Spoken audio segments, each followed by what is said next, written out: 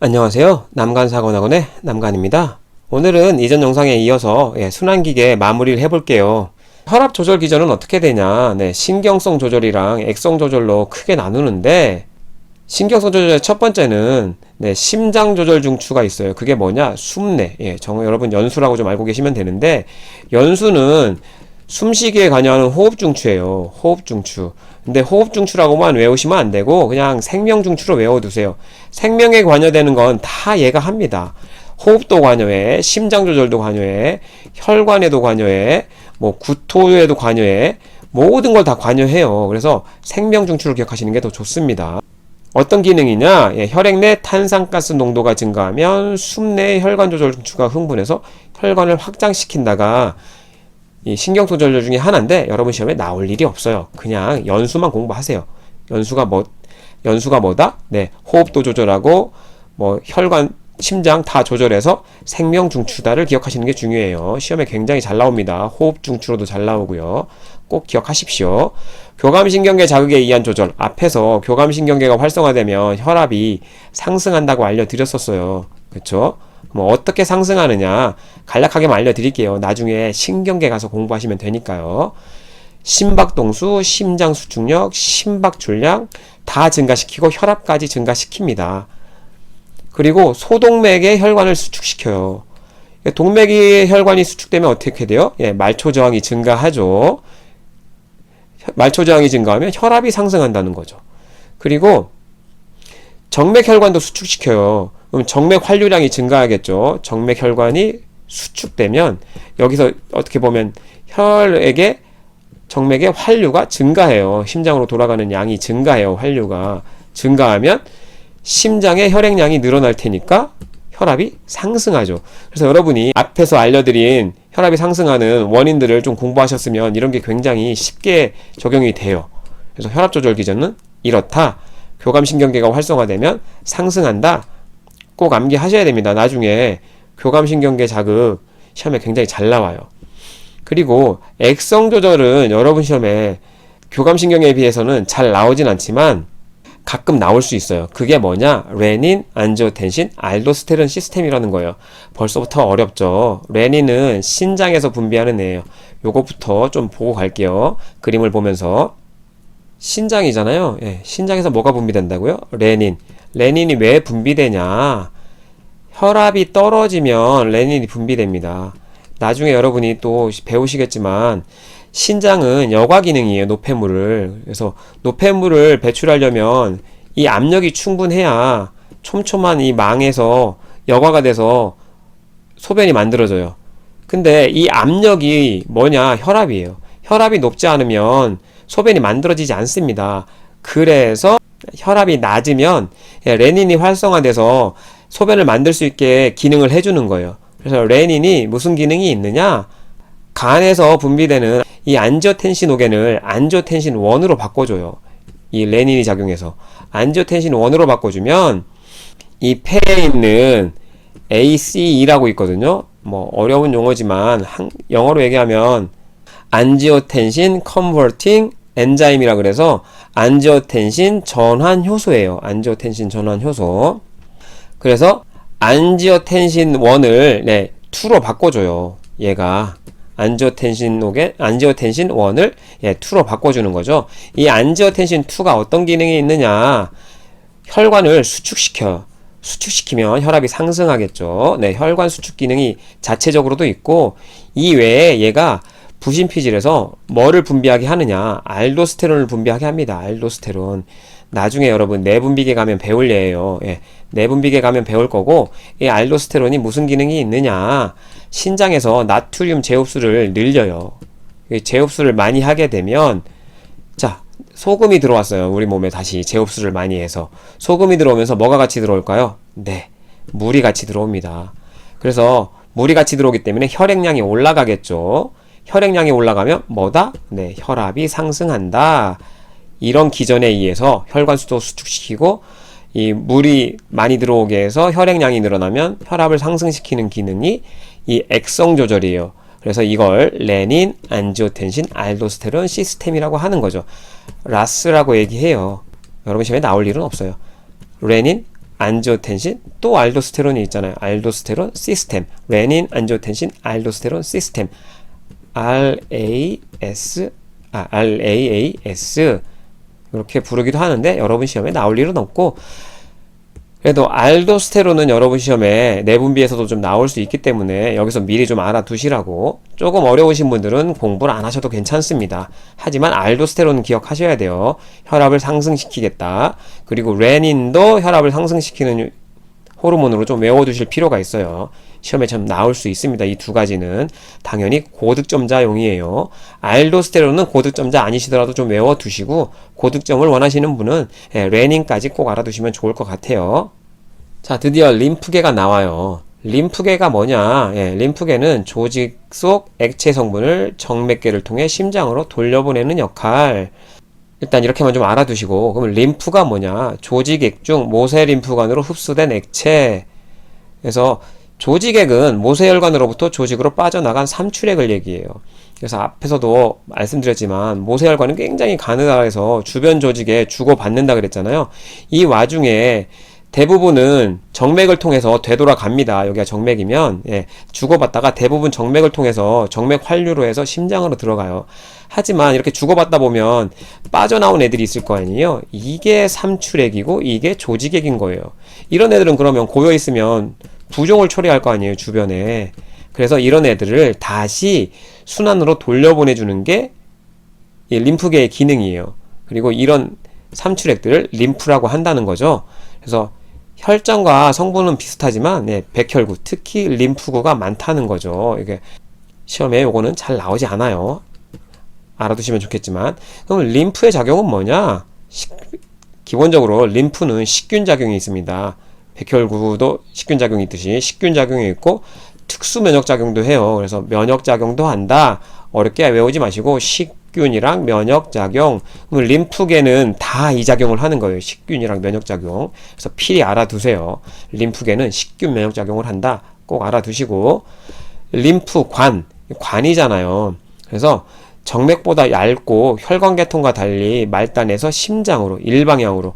자, 혈관계통은 동맥이 있어서 조직으로 보내고 정맥이 있어서 다시 심장으로 보냈잖아요. 이렇게 순환인데 얘는 아니라는 거예요. 일방향으로 심장으로 보내게 되는 거죠. 일방향으로 심장으로 보내게 돼요. 얘도 판막이 존재합니다. 역류할 수 있어서 판막이 있어요. 정맥처럼. 그리고 정맥처럼 단일층으로 되어 있고 끝이 막힌 맹관, 이런 것도 지문으로 좀 나온 적이 있습니다. 맹관인 모세림프관에서 시작한다. 굉장히 얇은 관에서 끝이 막힌 모세림프관에서 시작해서 흡수되고 점점 위로 올라간다는 얘기예요. 이 그림을 보면서 대충 설명드리면, 이 모세림프관, 이 끝에서 시작해서 이렇게 관들이 모여서 림프관이 됩니다. 이렇게 계속 따라 올라와요. 굉장히 여러 곳에서 이 관들이 모여서 올라옵니다. 이렇게 쭉쭉 올라와요. 그리고 이 중간중간에 림프절이 있어요. 그건 좀 이따 설명을 드리고, 얘가 하지에 있는 애를 다 모아서 복부에 있는 애까지 다 모아서 어디로 들어가냐, 여기 좌골 쇄골화 정맥이 있거든요. 죄송해요. 쇄골화 정맥이 있어요. 좌측 쇄골화 정맥. 좌측 쇄골화 정맥으로 들어갑니다. 그리고 여기 이렇게 색깔이 다른 애들은 모여서 어디로 들어간다? 우측 쇄골화 정맥으로 들어가요. 우측 쇄골화 정맥으로. 여기가 쇄골뼈고 그 밑에 있는 정맥을 쇄골화 정맥이라고 해요. 여기도 쇄골이 있고 그 밑에 정맥을 쇄골화 정맥이라고 합니다. 그래서 우측 팔이랑 머리의 반은 우측 림프관을 타고 일로 들어가게 되는 거예요. 우측 쇄골화 정맥으로. 그리고 하지에 있는 애들이 다 모이고 여기에 흉관이 있는데 이게 다 모이고 여기 소장에서 흡수된 지용성 영양분이 같이 흉관을 타고 올라갑니다. 다 합쳐져서 올라가서 어디로 가느냐? 여기랑 합쳐지죠. 여기서 올라오는 애들까지 다 합쳐져서 좌측 쇄골화 정맥으로 들어가게 되는 거예요. 그래서 이런 건 시험에 나온 적은 별로 없어요. 이렇게 우측 쇄골화 정맥, 우측 림프관은 요 정도만 담당하고 나머지는 다 좌측 림프관이 담당한다. 시험 문제에 나온 적은 별로 없는 문제이기 때문에 굳이 외우실 필요는 없겠지만, 요렇게 모세림프관들이 다 합쳐지고 하면서 쇄골화 정맥으로 들어가서 최종적으로는 이 쇄골화 정맥 두 개가 만나면 상대 정맥이 되고 심장으로 들어가게 된다는 거죠. 그래서 정맥 환류에 일방향으로 돼서 심장으로 이 조직액을 돌려보내는 역할을 하는 게 림프관이에요. 암주가는 여러분 어디서 배우실 거냐? 소화기계 가서 배우실 거예요. 소장의 점막에 있어 지용성 물질들을 수송하는 역할을 해요. 나중에 거기 가서 알려드릴게요. 소화기계에서. 지용성은 암주관을 통해서 이동하는구나 정도만 여기서 대충 봐두시고 소화기계에 가서 더 꼼꼼하게 알려드릴게요. 그래서 림프를 심장으로 돌려보내기 위해 양측 쇄골화정맥으로 연결하여 흘려보냄. 아까 설명드렸어요. 이 부분은. 그러면 림프기관에는 어떤 것들이 있느냐? 림프절이 있어요. 앞에서도 설명드렸지만 림프절은 어디에 많이 있냐? 여기가 서해부죠. 그래서 여기 서해부에 림프절이 굉장히 많이 있어요. 그리고 여기가 위에 이쪽이 복부대동맥인데 복부대동맥 주변에도 굉장히 많아요. 그리고 또 어디 많냐? 애과 부분, 이 겨드랑이라고 얘기해요. 겨드랑이 부분에도 굉장히 많습니다. 그리고 어디 많냐? 여기 목 주변, 경부에도 굉장히 많아요. 이게 시험 문제로 좀 나옵니다. 4개 부위가 굉장히 뭐가 많다? 림프절이 많다. 시험 문제 좀 나올 수 있는 부분이고, 림프절은 뭘 하느냐? 림프관을 따라 전신에 산재하고, 전신에 산재하지만 제일 많은 부위 아까 그려드렸어요. 그래서 림프관들이 이렇게 올라가면서 여길 거쳐서 가는 거예요. 림프절들을 다. 그래서 림프 속에 유해 물질이 있으면 이 림프절을 지나면서 걸러져요. 여과작용이 있고, 림프기관은 다 뭐가 있다 그랬어요? 림프계는 식작용이 있다 그랬죠. 그리고 면역작용이 있다 그랬잖아요. 그래서 림프구 항체를 생산한다를 하나로 면역작용이라고 묶으세요. 그래서 식균작용이랑 면역작용이 있습니다. 림프절도. 암세포가 림프에 섞여서 림프계통을 통하여 전이가 많이 돼요. 이거와 관여되는 게 어디냐? 유방암이 걸리게 되면 이 림프절들이 굉장히 많아서 수술을 좀 넓게 합니다. 만약에 종양이 이 정도면 암이 전이가 될 수 있는 그런 것들이 있고 그래서 좀 더 넓게 절제를 하는 경우가 있어요. 그래서 이런 부분은 나중에 또 암이나 이런 데 가면 또 좀 더 설명을 드릴게요. 여기에 림프절도 많고 이래서 여기를 절제하게 되면 유방절제술을 하게 되면 여기에 정맥 환류가 삼출액이나 이 조직액들이 잘 심장으로 돌아가지가 않아요. 그렇겠죠. 여기를 다 절제했으면.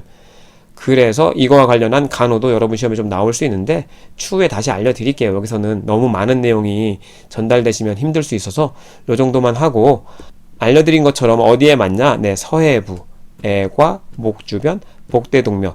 그 복대동맥 이 주변에 굉장히 많이 분포되어 있다. 이게 시험에 잘 나온다고 알려드렸어요. 비장은 인체에서 가장 큰 림프기관이에요. LUQ라고 해서 어렵게 생각하지 마시고 좌상복부 위치에 있다는 거예요. 좌상복부. 그래서 여기가 제대부이면 제대를 기준으로 이렇게 그리면 비장은 여기 있습니다. 여기 대략 그리면 여기 위치에 있어요. 여기가 우측이고 여기가 좌측이잖아요. 그래서 좌상복부에 있다. 그래서 이 LUQ는 좌상복부라고 얘기합니다. RUQ는 우상복부. 여러분 시험에 이렇게 LUQ 이렇게 나오진 잘 않으니까 그냥 좌상복부라고 외우셔도 되고, 솔직히 이런 것도 시험에 잘 나오지 않아요. 그리고 뭐 약 10cm 정도고 태생기에 뱃속에 있을 때죠. 자궁에 있을 때 간과 같이 혈구를 생산한다. 조혈작용이 좀 있다는 얘기예요. 얘의 기본적인 기능은 림프계통이니까 림프구 생산, 그리고 항체 만들고, 그래서 면역작용, 식작용. 림프계통은 다 이 작용이 있다라고 말씀드렸어요. 따로 외울 필요가 없겠죠. 그 외 추가작용이 뭐냐? 적혈구를 파괴 및 저장한다는 거죠. 요거는 추가적으로 좀 알아두시면 좋겠어요. 비장할 때 얘기 나올 수 있어요. 비장 얘기에서 적혈구를 파괴 및 저장. 흉선은 어디 있는 거냐? 흉골이 여기 있거든요. 요렇게 흉골이에요. 흉골. 그래서 요렇게 흉골 뒤에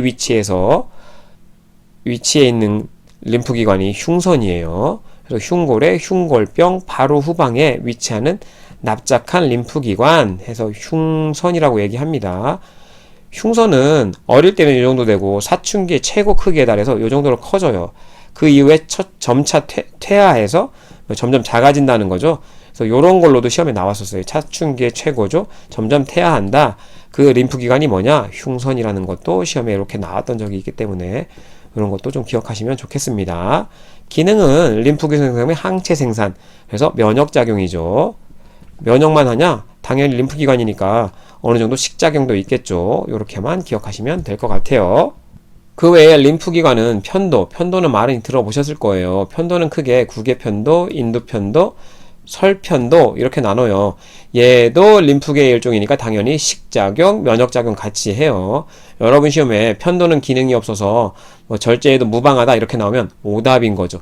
얘도 림프 계통이에요. 그렇기 때문에 식작용, 림프, 항체 생산합니다. 면역작용을 해요. 그래서 이 위치를 좀 보시면 여기 있는 게 인두편도예요. 인두편도. 그리고 여기 보이는 게 구개편도예요. 여기 뼈에 있는 부위가 여기 입천장에 뼈에 있는 부분을 경구개라고 얘기합니다. 경구개, 단단한 구개. 그리고 여기 근육 부분을 이제 말랑말랑하니까 연구개라고 이름을 붙여요. 이 연구개 끝에 있는 요게 구개편도예요. 그래서 구개편도 위치는 요렇게 구개편도. 이 설편도는 혀에 있다고 해서 설편도 이렇게 이름을 붙인 거죠. 앞에서 보면 아데노이드는 잘 안 보여요. 이 뒤에 있는 거죠. 뒤에. 이 뒤에 있어요. 그래서 요 위치에 있는 인두편도라고 얘기합니다. 인두편도 3개. 인두편도, 구개편도, 설편도. 기능이 있다라고 계속 말씀드렸어요. 없다 하면 오답이에요. 그래서 아데노이드 증식증이 뭐냐? 이 아데노이드 증식증을 줄여서 그냥 아데노이드라고도 해요. 아데노이드. 소아에서 빈번하게 발생하는 편도염에 의해서 인두편도가 커진 거죠. 증식되어서 비대해진 것을 아데노이드라고 합니다. 그래서 이게 증식되거나 그런 경우에는 이 아데노이드를 절제하기도 해요. 잘라내요. 여러분 시험에 아데노이드가 이렇게 한번 나온 적이 있어서 알려드리긴 하는데 한 번 정도밖에 안 나왔었어요. 그래서 공부를 좀 하실 분들만 인두편도가 잦은 편도염에 의해서 커진 거, 이게 아데노이드구나. 정확하게는 아데노이드 증식증이 맞다는 거죠. 그래서 이렇게 림프기관까지 순환기계에서 림프기관까지 마무리했어요. 오늘 제가 준비한 영상은 여기까지예요. 여러분 순환기계는 시험에 굉장히 많이 나오는 부위예요. 여기저기에서 굉장히 많이 나옵니다. 그래서 시간을 들여서 좀 공부하실 필요가 있다. 특히 혈압 관련 그리고 심장의 순환 관련 이런 건 필히 공부하세요. 순환, 최순환, 뭐 소순환 이런 거 아까 계속 알려드렸었잖아요. 그리고 혈압이 왜 상승하고 떨어지는지 이런 기전 굉장히 중요합니다. 그래서 기본적인 이런 기전을 잘 이해하셔야 앞으로의 공부가 쉬워져요. 그래서 오늘 여기까지 하고요. 다음 영상으로 찾아뵙도록 하겠습니다. 감사합니다.